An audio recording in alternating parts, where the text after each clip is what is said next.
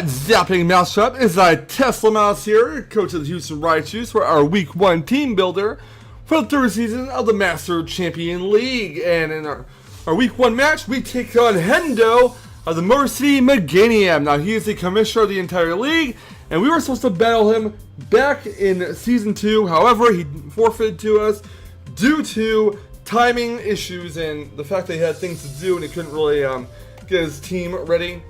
But we are finally going to be taking him on this week in the MCL, and his roster is pretty scary. So let's go over his roster real quick. Hendo's roster consists of Zappening, Megapincer, Infernape, Gardevoir, Therathorn, Magneton, Dugtrio, Machamp, Skuntank, Alolan Golem, and Xatu. His two Z-move users are Infernape and Dugtrio. So let's go over what I'm bringing to the table against Hendo right now.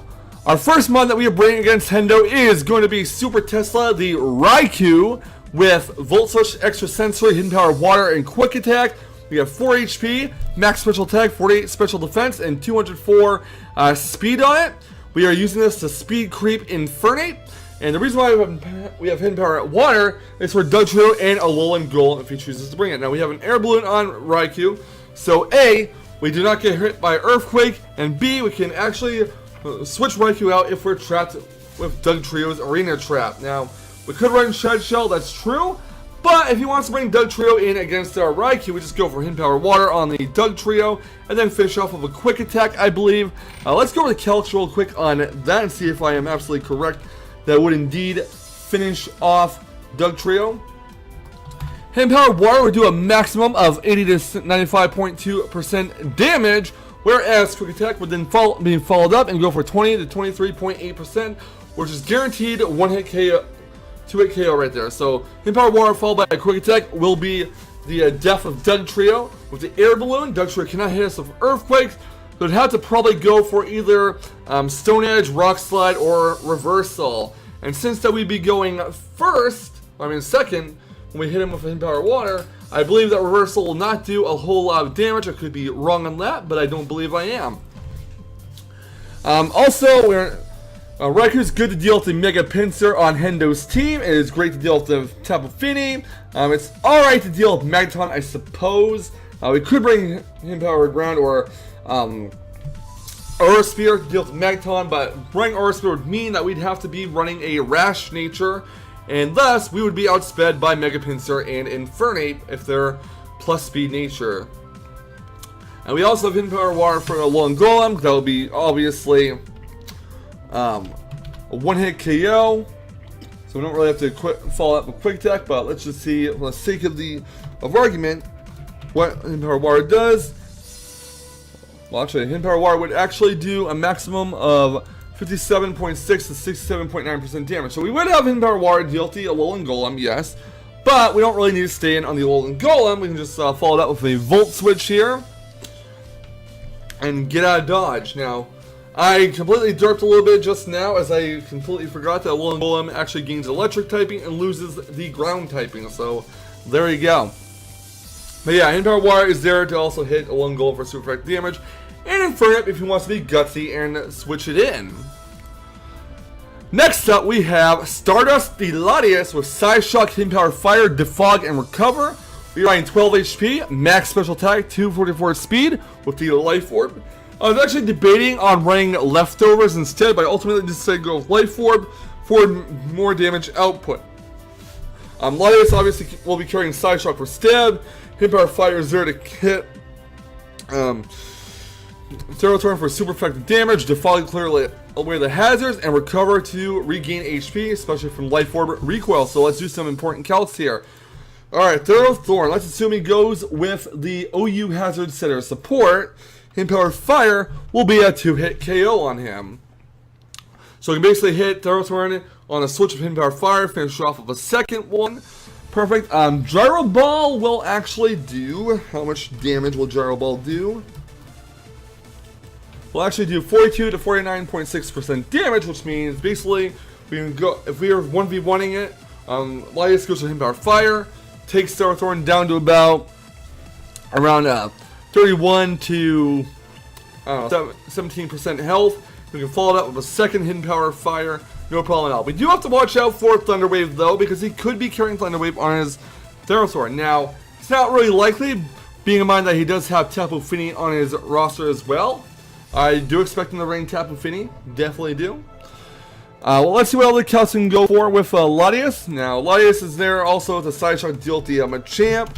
We're not running Psychic on Latias this week in case Machamp is carrying an Assault Vest.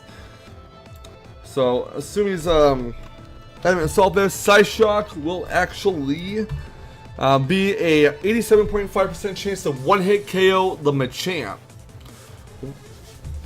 Assuming he is the 248 HP variant. If he's the Guts plus Laymore variant, then Psyshock will be a guaranteed one-shot because he won't be running any HP investment.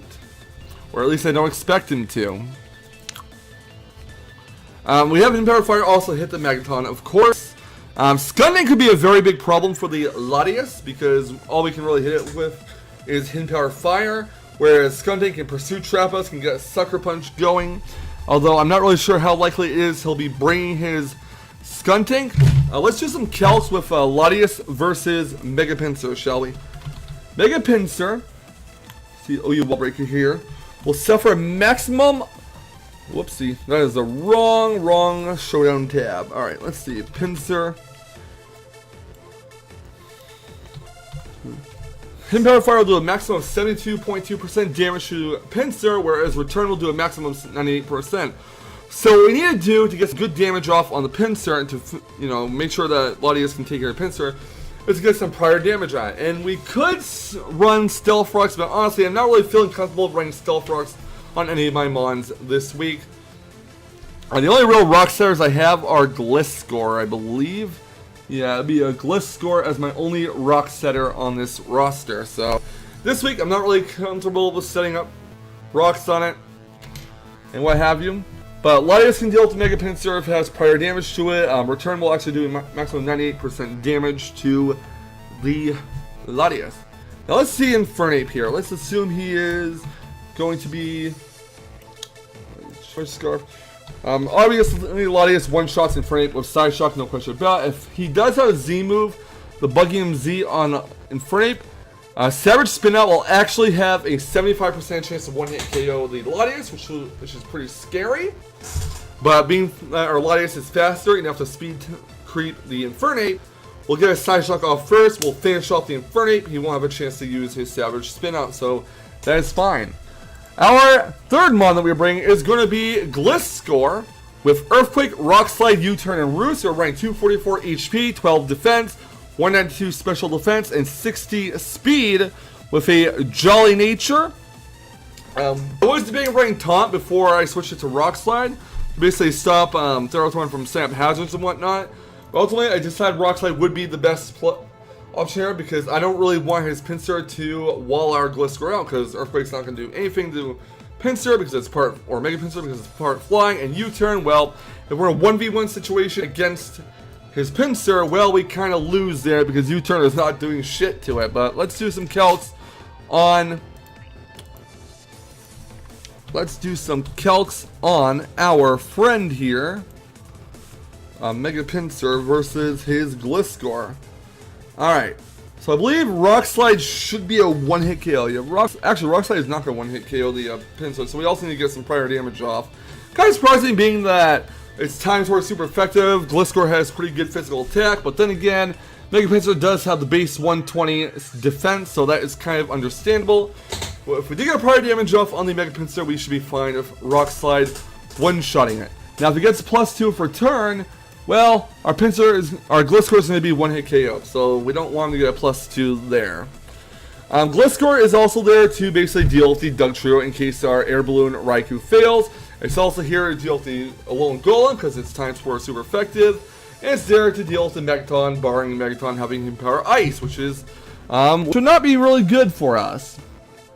I guess Gliscor is alright against Machamp and Infernape, but if Machamp has like Ice Punch, or Infernape has Hidden Power Ice, we're going to be kind of in a bad spot there. So that's something we definitely don't want to deal with. But let's do the Celts for Infernape. The Infernape is choice art. Earthquake will actually have a 68.8% chance of one-shot the Infernape. Infernape Slayer Blitz to do a maximum of 48%. If it does have, if it's running like a mild nature, or it can go hasty, I suppose. With Hidden Power Ice, uninvested, Hidden Power Ice will do a maximum of 64% damage to our Gliscor, so we should be fine there. Again, as mentioned, basically this Gliscor set is designed to speed creep Machamp, Jolly Max Speed Machamp. Basically, we don't want to go in a 1v1 situation against Machamp unless it's severely weakened, because Machamp's Ice Punch, if it does carry it, will definitely kill our Gliscor, and that would not be very good for us. But yeah, again, Gliscor is there to deal with the non-Hidden Power Ice variant of Infernape. It's there to deal with the Doug Trio if all else fails. It's there to deal with the Magneton, barring Hidden Power Ice, which I actually believe that if he does bring Magneton, it will have Hidden Power Fire due to our Kartana that we are bringing. Our next mon that we are bringing is going to be Metal, the Mega Audino, with max HP, 208 defense, and 48 special attack, bold nature, Dazzling Gleam, Flamethrower, Calm Mind, and Wish. We are running Dazzling Gleam for stab, we are running Flamethrower to deal with Thorn, and we are running Calm Mind for sap and Wish to either give Mega Audino some health or Wish Pass to something else. Not a lot to say here. Thorn versus our Mega Audino. Let's assume OU Hazard Setter will take a maximum of 61.8% damage if Mega Audino is at +1. Maximum of 92.8 if it's at +2. Guaranteed one-hit KO. Now, Thorn does suffer prior damage to coming into a +1 Flamethrower from Mega Audino. It will be one-shotted, depending on the amount of damage it takes. So, Mega Audino is there for a possible set, for Wish Passing, for getting the Hidden Power Fire off on, well, not Hidden Power Fire, but the Flamethrower off on Thorn to beat it in. It's also there for Machamp, although Machamp can do a pretty sizable amount of damage to us. Machamp's Dynamic Punch, well, actually not even two-shot or Audino, which is really good. Mega Audino does have the base 103 HP, 126 defense.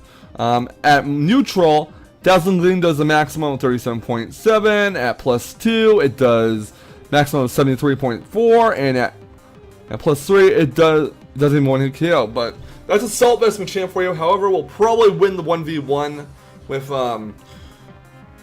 and for Mega Audino, provided that we don't suffer confusion damage, because Dynamic Punch, if I remember correctly, does confuse when it hits. Not really a good situation to be in, but hey, at least we know that Mega Audino can sponge some hits. Now, we definitely don't want to switch base Audino into Machamp. That would be very bad.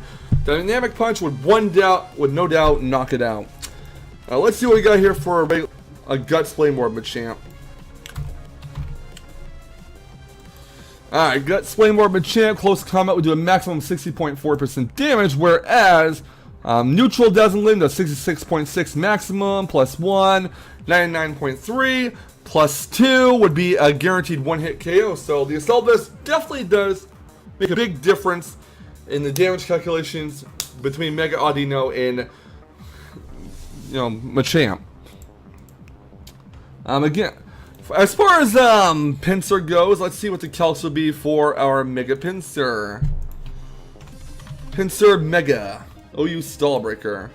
Return for a Mega Pinsir will do a maximum of 42.8% damage unboosted, whereas neutral Flamethrower will do 57.1 maximum if we're at +1. We'll do a maximum of 84.2. If we're at +2, we will be 68.8% chance one-hit KO. If the Pinsir is at +1, is at +2, it doesn't even one-shot our Mega Audino. Let's see what happens if he has close combat instead of Earthquake. This close combat won't even, it'll be barely a 2-hit KO. So his better play would be going for a return, because either way it's neutral. But at least with return you get the stab, Plus it has a little bit less base power, but still got that stab and whatnot. So that's the calc for my Mega Audino. Our next mon that we're bringing is going to be a Porygon 2, aka Duckfire. We are running a Bold Nature, 252 HP, 104 defense, 152 special defense, Discharge, Psyshock, Thunder Wave, and Recover. Now the reason why we are running We don't really have good fighting type switchings for this matchup. We got some for other matchups. But this one particularly, we want to run the bulkiest we can to live fighting type attacks. And Porygon 2 with the Bull Nature, we can get some good hits off. Like, if you want to switch this in Infernape, we can just Thunder Wave on the switch. We can Side Shock on the switch. That's fine with me. Let's go for Infernape though. Assuming he's Choice Scarf Infernape, Side Shock will do a maximum of 64.9% damage, whereas Close Combat will do 65.6%. Now, if he goes to Close Combat right off the bat, let's see, he's at -1 special defense. Side Shock, actually, at -1 physical defense. Side Shock will do 82.1 to 98% damage, because remember, Side Shock does hit on the physically defensive side. Now let's go for Machamp here. Assault Vest Machamp will take a maximum of, unfortunately, 46.9% damage because of the high HP IVs. Dynamic Punch will be a 2-hit KO on the Porygon 2. Our Porygon 2 will still outspeed the basic RU Showdown usage spread of Machamp, which is fine. But that Bull Nature is really going to pay off here, so we got Porygon 2 with the Bull Nature, and Mega Audino with the Bull Nature to sponge fighting type attack, so it shouldn't be too bad of a deal. Our next one that we are bringing is going to be Slice and Dice, the Kartana. We are running my favorite Kartana set in OU, the Timid Swords Dance Z-Stone set. We are running 252 HP, 4 special defense, 252 speed, with 19 attack IVs, Timid Nature, Smart Strike, Secret Sword, Substitute, Swords Dance, and Fighting Z. The idea behind this set is simple. We are going to use this Kartana to possibly set up on Therathorn, because there's really nothing Therathorn can do to our Kartana, barring random Hidden Power Fire, which would be kind of funky. But the idea here is to just get a free switch into Kartana on Therathorn, set up a Substitute, set up Swords Dance, take stuff out, get the speed boost. Now, Kartana, the idea of Beast Boost is it raises your highest stat by 1 stage. So, for Kartana's speed in this case would be higher than its physical attack with a Timid Nature and 19's attack IV. So, as you can see, the total amount of points that his attack has is 175, whereas the speed is 177. Therefore, if Kartana gets a kill, it will get a +1 in speed. Now, the reason why this set is lethal is because Kartana has such high base physical attack, base 181, to the point where a minus attack nature is not that big of a hindrance to it, or a detriment. And if we +2 at Swords Dance, it's pretty much compensated and then some. So let's go over some calcs real quick. On Therathorn, assuming we're doing the OU Hazard Setter, Sacred Sword does a maximum of 41.1% damage. At +2, it will do 87.2. However, Z-Move will do maximum of 169% damage. It will knock out Therathorn, will go for a +1. And then nothing else on his team will be able to outspeed, barring a Scarf Doug Trio. Because the idea here is Timid Kartana is basically here to outspeed everything except for a Scarf Doug Trio on his roster. We did have Leaf Blade instead of Smart Strike, but I realized that if we had Leaf Blade instead of Smart Strike, we'd probably not be very successful against Mega Pinsir. So I had to sack the Leaf Blade and bring Smart Strike there. Kind of a risky thing to do, but overall, Smart Strike does hit pretty much everything, barring Magneton for it, at the very least neutral, if not just not very effective damage, but at least it's not quad resisted. We are also running the Timid Kartana set to basically try to outspeed at +1 a Scarfed Magneton, which can magnet pull our Kartana and basically kill with Hidden Power Fire, and that's something we don't want to see. Let's go for some kills here with Infernape. OU Choice Scar +2 Secret Sword will do a have a 6.3% chance to one-hit KO the Infernape, which is okay. If we get some prior damage on it, it's going to be knocked out. As far as Machamp goes, we'll go Gut Flame Orb. Sacred Sword do a maximum of 84.2% damage at +2. With the Z move, it'll be obviously a guaranteed one-hit KO. At neutral, Second sword does maximum 42.4% damage. And, you know, Z move does 81.8% damage. So basically the Z move almost doubles the power of the beast move. So that's what useful. Definitely don't want to keep Cortana in against, you know, Machamp unless they're hiding behind a sub or we have enough power to take it out, because close combat will definitely take us out. Any other Kels can run? Not really anything else to run in terms of calculations here. Skunding does have the risk of running Flamethrower. Magneton, again, as I mentioned, will have to choose between Hidden Power Ice and Hidden Power Fire. Most likely will run Hidden Power Fire if he does bring Magneton against our Cortana. I wish we did have Leaf Blade for the Tattoo, but again, I want to run a subset on my Cortana because I can set up easily on the Thorn, barring a random Hidden Power Fire from it. So that's why we had to sack Leaf Blade off for Smart Strike and just, you know, run 2 offensive moves instead of 3, which is the standard for the Tim and Cortana set. So this is the team builder for week 1 of the season 3 of the MCL against the Motor City Meganium, aka Hendo. The bell will be going up the day after this team builder goes up. So, if you enjoyed this fantastic team builder, leave a like, comment, thunderbolt the subscribe button, and I will catch you guys on the flip side. And remember, keep riding Thunder Waves to victory. Okay, thanks, bye.